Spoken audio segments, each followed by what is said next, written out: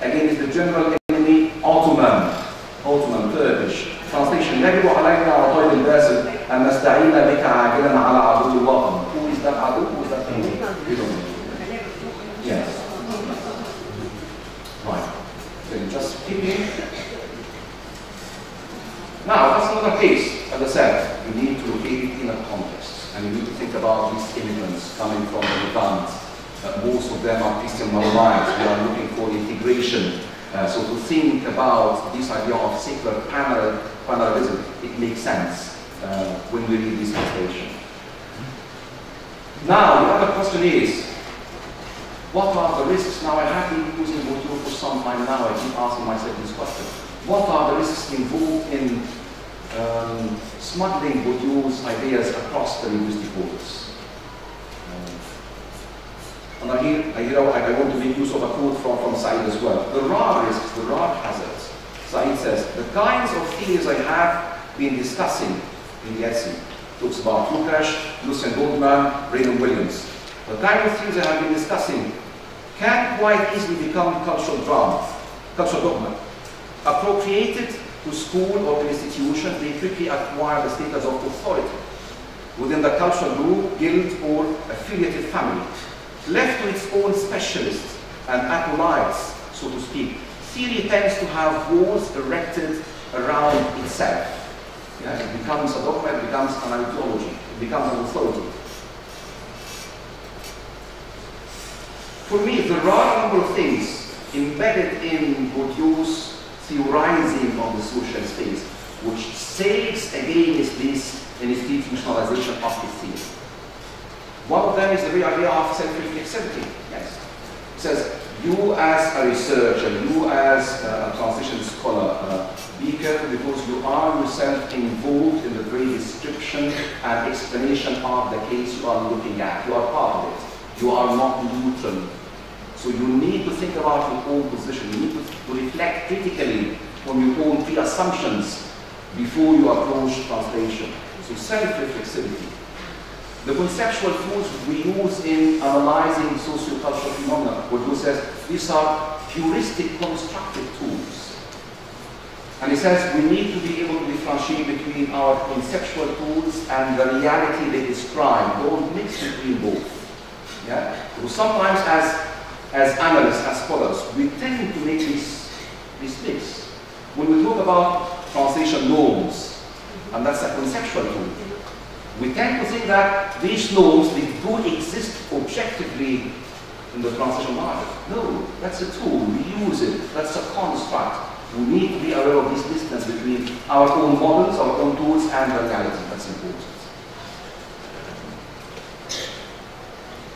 Also, there's something in the very idea of theorizing.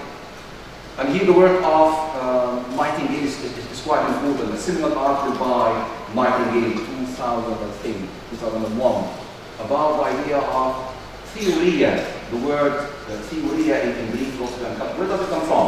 What kind of connotations does it have? For Nightingale, she found out that theoria involves leaving one's homeland as a tourist or researcher.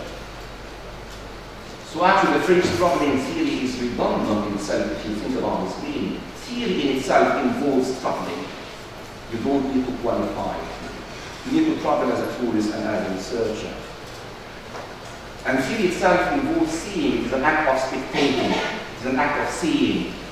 And this links up with what we have been talking about in Bourdieu's work. You need to see the wider picture. You need to stay away from focusing on the fragments, which if focused on, you won't be intelligible. You won't tell you anything about the story behind them, about the pressures, the root of hirfa, the pressures of the profession we've been talking about. I was preparing a text to conclude, but I think we won't have time.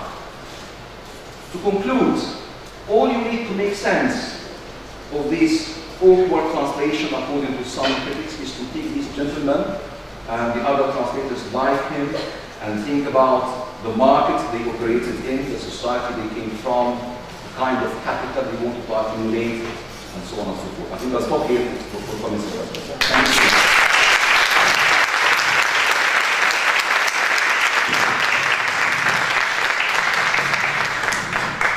That was very well informed, very informing, informative, and very inspiring. I didn't want to cut Dr. Hanna off, but I simply wanted some time for discussion. Now our time is over. Do we have time for discussion? Maybe like 15 minutes or so, like 10, 15 minutes for a question.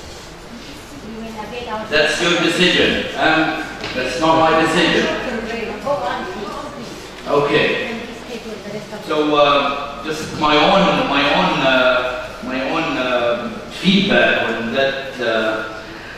Very simply, translation is, like Dr. Hanna said, is a human action done in a human community. That's a very simple fact we need to remember.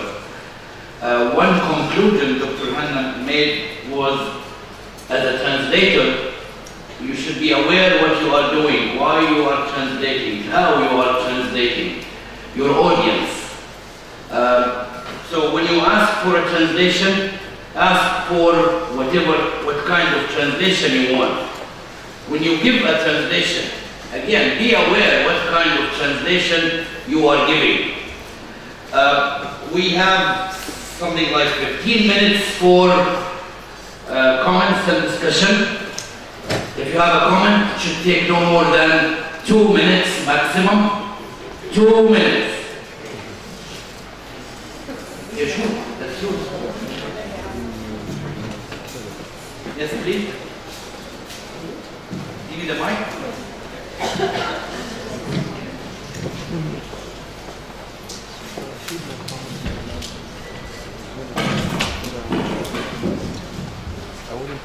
Professor Hanna, thank you very much. It's really my honor to be one of your attendees today. My name is Al-Alsun. I'm a lecturer in translation studies and interpreting studies. Actually, it's not a question, nor is it a comment, because my own, I'm really impressed by the presentation. I'm really impressed by the insightful and philosophical perspectives you have been explaining, commendably explaining. As a translation scholar, and we have some of the postgraduate students among us today, they are interested in Bourdieu, and their topic is translation studies and Bourdieu sociology. I'm really interested in translation history and historiography, so I'd be quite grateful if you might just give some more insights into the focal points of interrelationships between sociology and translation history. Thank you very much. Thank you. Great. Would you like to take them one by one? Yeah? Okay. You have 1 minute.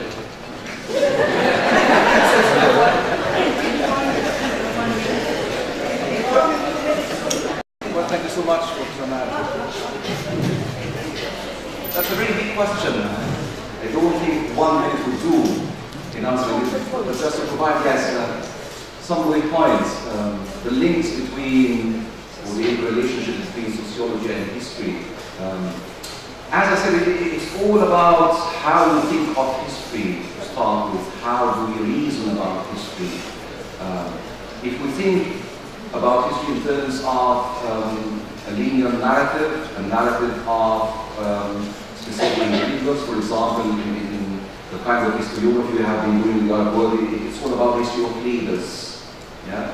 So the focus is on individuals, the idea of context, the idea of a history from below.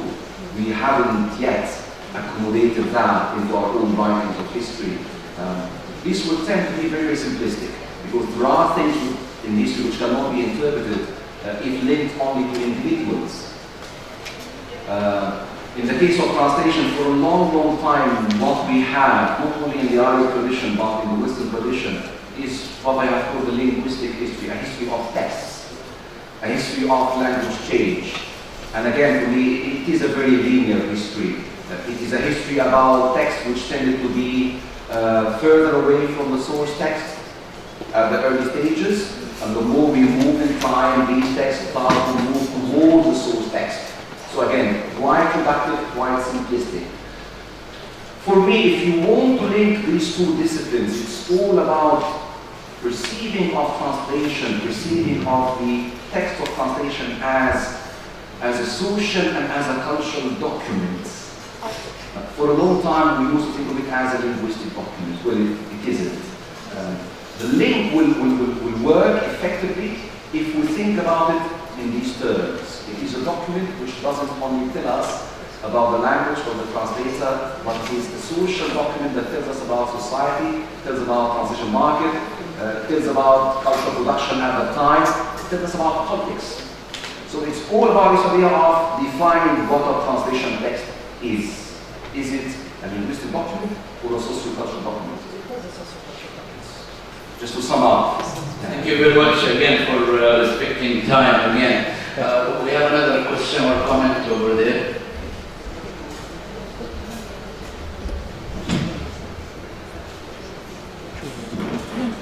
Thank you, sir, for a very, very useful talk. I've been struggling with translation studies myself over the years, and usually the students are skeptical about the connection between theory and practice. They are mainly interested in becoming translators themselves and practitioners. And with Bourdieu, I sometimes included Bourdieu in my syllabus, and things go very well when we're talking about habitus, field, capital, and then when we come to apply all this to either translated works or English translation itself, it becomes very difficult. So thank you very much for giving us this very beautiful idea of making this equilibrium between the two, so to speak, poles of theory and practice. But still, I tend to become skeptical about the product. Like what you said, the translator is not the translator. He doesn't, like you said, doesn't mention translation. He mentions the translator as a producer of culture or a cultural producer. So, like Hamlet living happily ever after is not what Shakespeare intended in the first place. So, can we consider that a translation at all, or an adaptation, or a product of a certain social milieu that is very different from Shakespeare? So, we're not talking about the translator now as a communicator, or as a person who builds bridges between cultures. They weren't. I'm a little confused. So, if you clarify more about that. Thank you very much. Thank you so much. Yeah, I do appreciate this confusion because it's all about how we see what we are doing. If we think of translation scholarship in terms of prescriptivism, of course, in this case, we need to talk about the role of the translator, the responsibility of the translator. As a communicator, as somebody who needs to be intelligible when he or she makes use of language. But what I'm talking about here is the actual reality of translation, the actual history. Bourdieu is quite helpful in describing what has really happened on the ground. It's quite helpful in explaining and accounting for what has been produced already. He will not be useful altogether, absolutely, when you think about taking some of his ideas to provide advice for translators. Because that's not his business. Yes? We're talking about a different story here. I do appreciate that sometimes we academics, our own students, raise questions about the relevance of theory, but it is very important to understand the function of theory. Why do we need theory? Some people think that we need theory to make practice better. Well, this can work, but not all the time. Theory can help us partly to do that, but mostly theory helps us to understand why we talk about translation in these terms, why we describe this translation in this meta-language. Theory helps us to understand the role of agents side by side with the roles of institutions. It doesn't help us much unless you are talking about purely linguistic theories, unless you are talking about dynamic equivalence, all of these people. Probably what they have said can be helpful at the level of practice. But when it comes to all of the theories which have emerged after the cultural turn, 1990s, we're talking about systems of thought which are meant to help us understand what has happened, what has been produced. Does that answer your question? That was a really inspiring answer, because I was thinking while listening to your question, do we translate in a Bourdieu way, or do we take a decision before translating? I will take the domesticating route or the foreignizing route. It doesn't happen that way. We translate, and Bourdieu and Dr. Hanna will come and see our translation and look at it from this perspective. Probably we are mixing theory with strategy. That's the idea. Our students will benefit from strategies, but not thinking about translation before they translate. That's my own perception. Probably coincides with yours here. Yes, please.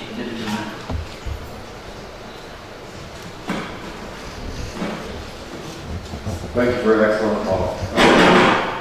There's hardly anything I can find to sort of add to it. It was so comprehensive and so clear. I did want to ask you if you could talk a little bit more about geopolitics and power in this whole system of translation is the way you discussed it. And I guess like I'm thinking specifically, we're not talking about a situation like the one in this institution where you're translating from 18 different languages. We're really talking about in these studies, translation from Europe to Egypt or the Arab world.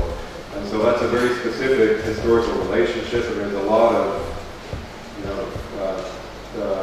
colonial politics and geopolitical history involved in that. So that is, I think, implicit in your, and more than implicit maybe in some of the observations you made about it. I was just wanted to encourage you if you could bring that out a little bit more.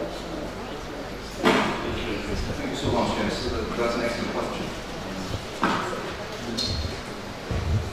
For me, this is the beauty of sociology of translation, because it takes me to areas like that, to think about the geopolitics of translation, the political acts, the political motivations behind the act of translation. The very case of Al-Alsun, it does illustrate that. We do have a translator who's quite motivated by specific understanding of what national identity is. He makes it quite explicit in the introduction, even in his own choices. In the translation itself, he makes that quite clear. Yesterday at Cairo University, I was talking about another very, very interesting translation, a recent one. I mentioned that in the presentation. A 1998 version by a psychoanalyst, which is quite unique. He's not a linguist, he's not a translator. One of the great translators of Freud's interpretation of the dreams. He's been living in exile since the 1960s. He had issues with the regime of Al-Alsun. And when you read this version, you can't miss the political motivations behind these acts. It's highly politicized. So for example, he says, and for me, the word to describe this translation is that it is an iconoclastic translation. Since the time of Mutran was quite authoritative because of the symbolic capital attached to his name, not only as a translator, but as a poet. He's got the title of Sha'ar al-Qutrayn. Yeah? Even in the 1950s, when the translation committee of the Arab League had a whole project of translating Shakespeare's corpus into Arabic, when they came to Othello, they couldn't think of a good third because of the impact of Mutran. Yeah? And because of the version of identity behind it, this was in line with the politics of the Arab League. This is about the Arab nationalist identity. So no alternative. They kept it as is. They commissioned other translations for Hamlet and Beth of others. Back to Safwan's version, again, very highly criticized. These are iconoclastic translations because after 85 years, he said, well, I'm producing a translation purely in Armenian, purely in Cairene Egyptian Arabic, which was a big step, a big challenge. Nobody dared do that before. After Mutran, Shakespeare was associated in our minds, readers and viewers, with the high classical register of Arabic. Yeah? But he said, well, I'm translating that in Kari Egyptian Arabic. And he does drive an introduction, and he justifies his decision purely on political grounds. But instead of talking about the pan-Arab identity, he talked about the Egyptian identity. And he explored this idea of Egyptianness in the translation. So you do have a lot of geopolitics, you can't miss that. Another case, a very interesting one, 1960s version of Macbeth, I remember, done by some poet called Amr Bahari, and the dedication is quite interesting. It's a very lengthy dedication, written in verse, in which he offers an act of interpretation of the translation. Dedication is addressed to Gamal Abdel Nasser, 1960s, and he creates a link between Abdel Nasser and Macduff in the play. He says, Anta Macduff al-Azim, trying to highlight the fact that he's taking back Egypt from the British and so on and so forth. So you do have a lot of politics, and you can't lose that. There are many examples, there are a lot of cases which remain to be analyzed and looked at. We just touch the surface, just scratch it. Okay, we have no more time for any more comment or question. But my dear students, again, take these ideas home, think of them, take Dr. Hanna's ideas home, and think of not only Hamlet traveling to Egypt, but I was really thinking while listening to Dr. Hanna that Dr. Fadwa's mobile rang, and it was the Arabian Nights. So again, think of traveling in the other direction. How many ways the Arabian Nights traveled to Europe, to different languages. So traveling again happens in all directions. So thank you very much, Dr. Hanna, for a wonderful presentation.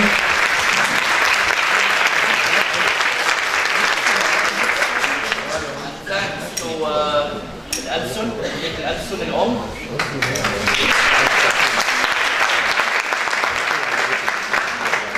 for hosting this wonderful event. Thank you very much. Dr. Noon, today we have 4 young, promising professors. We have from left to right, Dr. Fadwa again. Next, Dr. Marwa Salim. Third, Dr. Jihad Zakaria. Fourth, my colleague before that, Dr. Wa'il Mustafa. I would like to start with Dr. Fadwa again. Dr. Fadwa again is a public English teacher in Illinois, at Iran University. Dr.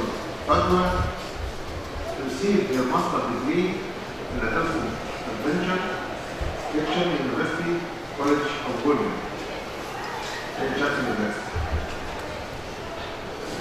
In 1996, in 2003, she earned her PhD of comparative literature at Iran University.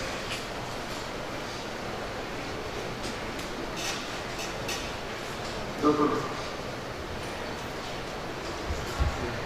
Fadwa addressed the paper that investigates the concept of the borderline, a limited space between culture and literature.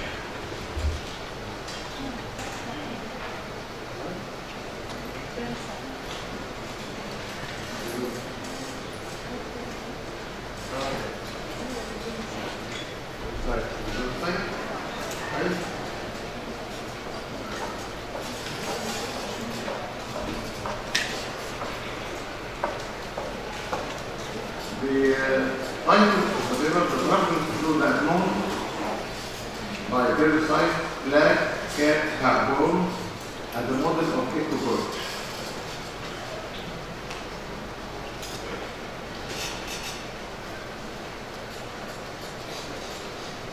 The paper investigates the concept of the bottom line, the liminal space between culture and nature, that the traveler must inevitably cross from social, from the rite of passage. The paper also investigates the local versus the global perspective of eco-criticism. Also, the paper also investigates the dialogue that exists between the human and the natural world. It stresses human cooperation within nature to see it as dynamic, interrelated series of cycles feedback. Now I call upon Dr. Fadwa to read the text.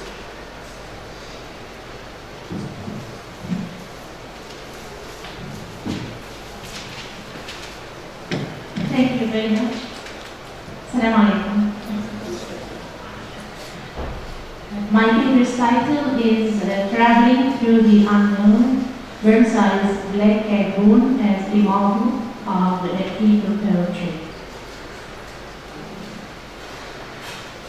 Actually, I'd like to start with an introduction of the poet, John Burnside, who was born in 1955, and he started to write poetry ever since 1988 with a volume titled The Dupe, and then it was followed by several volumes, as well as poems, short stories, memoirs, and several articles and research papers. Actually, Burnside has won the T.S. Eliot's Prize for Poetry for this volume that I am dealing with, which is the Black Cat Bone. And this was published in 211, that's about 5 years ago. And he also, this is very recently, he also published his last volume, All One Breath, in 2014. So I'm dealing with the volume before last in his career, and I would like her to quote a phrase that he used in his latest volume, All One Breath, in 2014, in which he expresses a yearning. So I'm quoting Burnside saying, where goldfish in their hundreds probe the walls of fish tanks for the missing scent of the river. And I was wondering about this, the missing scent of the river. Fish which are retained in tanks, and they aspire to, or they think about going back to the scent of the river. And of course, the use of animals in eco-poetry is typical in the eco-poetry criticism, where man is usually limited, just like animals, confined or imprisoned in the limits of his language and his logic. According to Wittgenstein, he believed that what cannot be expressed within the limits of logic has to pass over in silence. However, Burnside, in this volume, The Black Cat Bone, challenges this assumption, and he engages with an alternative, non-rational rhythms, allow him to speak about that which should not pass over in silence. This includes the universe and the world of nature. Burnside you that what interests, I'm quoting Burnside, what interests me about poetry and ecology is that together they make up a science of belonging, a discipline by which we may celebrate the world and so become worthy participants